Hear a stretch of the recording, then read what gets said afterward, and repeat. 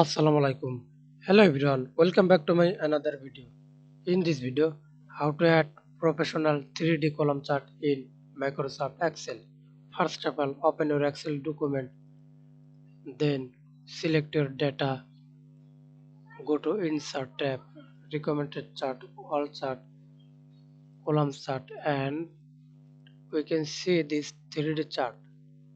Then select 3D chart to number 2, then OK, and we can see many chart style.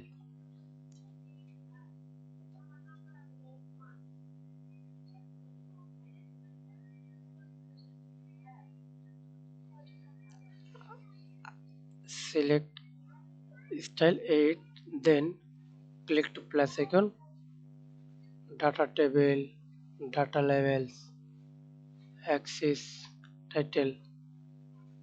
Select axis title and quick layout. We can see many layout. You select a layout option. I reselect this, and this is chart element, axis, axis title, chart title, data levels, data table, grid lines, legend, everything. Thanks for watching video. Please subscribe to my channel, like, comment, share. Thank you.